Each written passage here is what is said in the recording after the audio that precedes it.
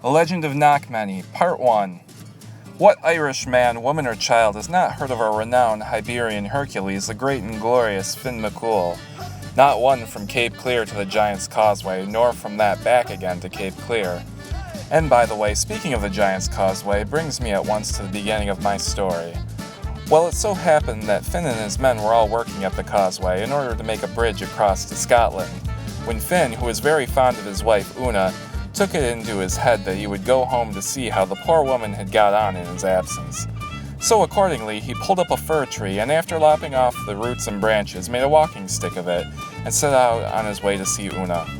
Una, or rather Finn, lived at this time at the very tip-top of Knockmany Hill, which faces a cousin of its own called Cullimore, that rises up half hill, half mountain on the opposite side. There was at that time another giant called Cuchulainn. Some say he was Irish and some say he was Scotch. But whether Scotch or Irish, sorrow doubt of it, he was a targer. No other giant of the day could stand before him, and such was his strength that, when well vexed, he could give a stamp that shook the country about him. The fame and name of him went far and near, and nothing in the shape of man, it was said, had any chance with him in a fight. By one blow of his fist he flattened a thunderbolt and kept it in his pocket in the shape of a pancake to show all his enemies when they were about to fight him. Undoubtedly, he had given every giant in Ireland a considerable beating, barring Finn McCool himself, and he swore that he would never rest, night or day, winter or summer, till he could serve Finn with the same sauce, if he could catch him. However, the short and long of it was, with reverence be it spoken, that Finn heard Cuchulainn was coming to the causeway to have a trial of strength with him, and he was seized with a very warm and sudden fit of affection for his wife. Poor woman, leading a very lonely, uncomfortable life of it in his absence. He accordingly pulled up the fir tree, as I said before, and having steadied it into a walking stick, set out on his travels to see his darling Una at the top of Knockmany, by the way. In truth, the people wondered very much why it was that Finn selected such a windy spot for his dwelling house, and they even went so far as to tell him as much. "What can you mean, Mr. McCool," they said, "by pitching your tent upon the top of Knockmany, where you are never without a breeze, day or night, winter or summer, and where you're often forced to take your nightcap without either going to bed or turning up your little finger, and where, besides this, where's a sorrow's own want of water?" "Why," said Finn, "ever since I was the height of a round tower, I was known to be fond of having a good prospect of my own, and where the dickens, neighbors, could I find a better spot for a good prospect than the top of Knockmany? As for water, I am sinking a pump in please goodness. As soon as the causeway's made, I intend to finish it." Now this was more of Finn's philosophy, for the real state of the case was that he pitched it upon the top of Knockmany in order that he might be able to see Cuchulainn coming towards his house. All we have to say is that if he wanted a spot from which to keep a sharp lookout, between ourselves, he did want it grievously, barring Sleeve Croob or Sleeve Donard, or his own cousin Cullimore. He could not find a neater or more convenient situation for it in the sweet and sagacious province of Ulster. "God save all here," said Finn good-humoredly, on putting his honest face into his own door. "Musha, Finn, a Vic, and you're welcome home to your own Una, you darling bully." Here followed a smack that is said to have made the waters of the lake at the bottom of the hill curl, as it were, with kindness and sympathy. Finn spent 2 or 3 happy days with Una and felt himself very comfortable considering the dread he had of Cuchulainn. This, however, grew upon him so much that his wife could not but perceive something lay on his mind which he kept altogether to himself. Let a woman alone in the meantime for ferreting or wheedling a secret out of her good man when she wishes. Finn was proof of this. "It's this Cuchulainn," he said, that's troubling me. When the fellow gets angry and begins to stamp, he'll shake the whole townland. And it's well known that he can stop a thunderbolt, for he always carries one about him in the shape of a pancake to show anyone that might misdoubt it." As he spoke, he clapped his thumb in his mouth, which he always did when he wanted to prophesy or to know anything that happened in his absence, and his wife asked him what he did it for. "He's coming," said Finn. "I see him below Dungannon." "Thank goodness, dear. Who is it, Avic? Glory be to God." "That baste Cuchulainn," replied Finn. "And how to manage, I don't know. If I run away, I'm disgraced. And I know that sooner or later I must meet him, for my thumb tells me so." When will he be here? Said she. Tomorrow about 2 o'clock, replied Finn with a groan. Well, my bully, don't be downcast, said Una. Depend on me, and maybe I'll bring you out of the scrape than ever you could bring yourself, by rule of thumb.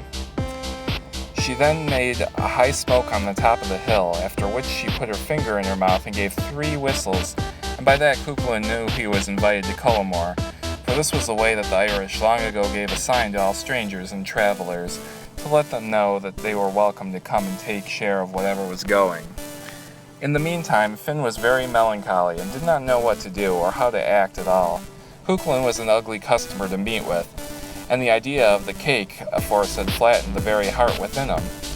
What chance could he have, strong and brave though he was, with a man who could, when in passion, walk the country into earthquakes and knock thunderbolts into pancakes? Finn knew not on what hand to turn him, right or left, backwards or forwards. Where to go could form no guess whatsoever. Una, said he, can you do nothing for me? Where's all your invention? Am I to be skivered like a rabbit before your eyes, and to have my name disgraced forever in the sight of all my tribe, and me the best man among them? How am I to fight this man-mountain, this huge cross between an earthquake and a thunderbolt, with a pancake in his pocket that was once— Be easy, Finn, replied Una.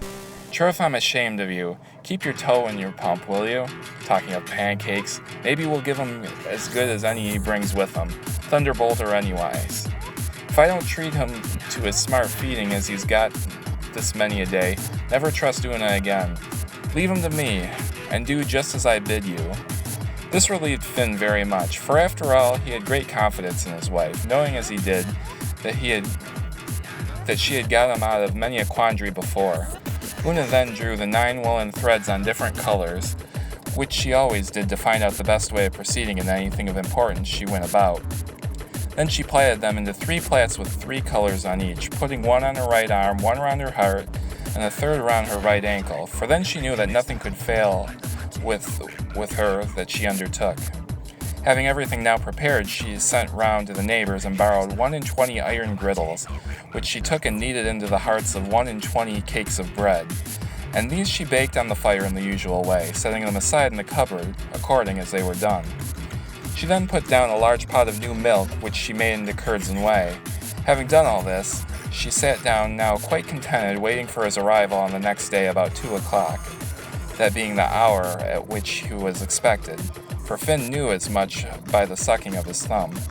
And this was a curious property that Finn's thumb had.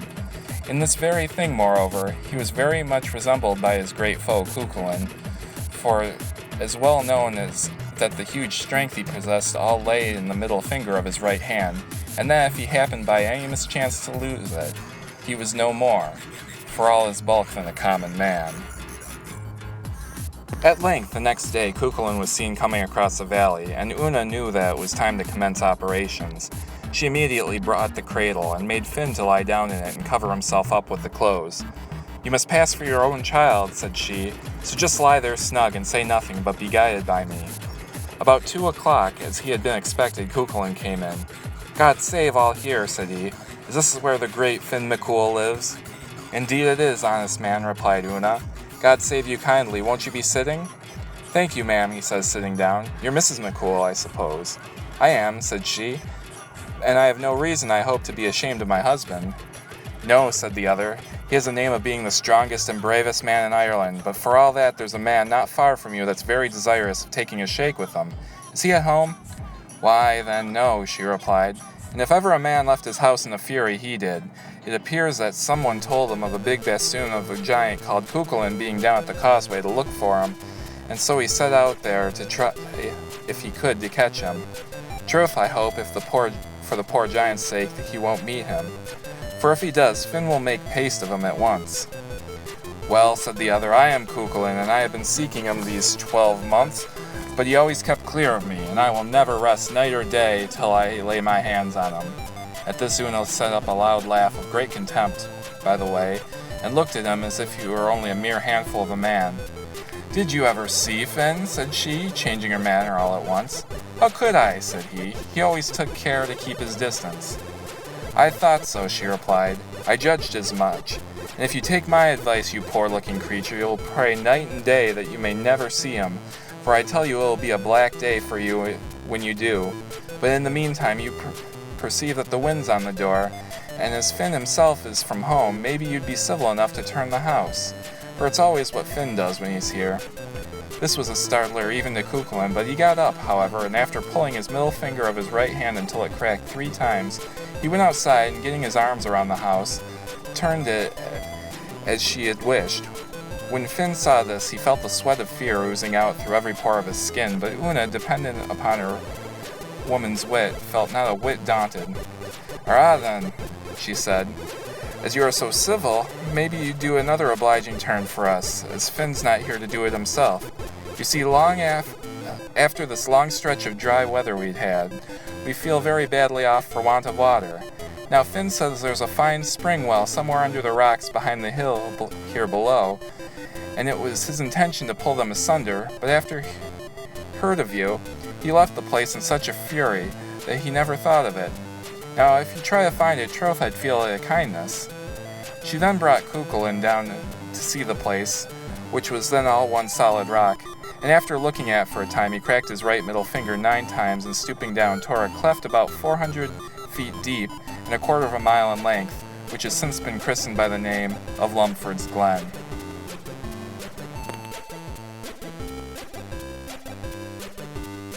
Thanks for watching. Don't forget to look out for part 2 of this story. Don't forget to subscribe, like this video, and go to the website, and I will see you later.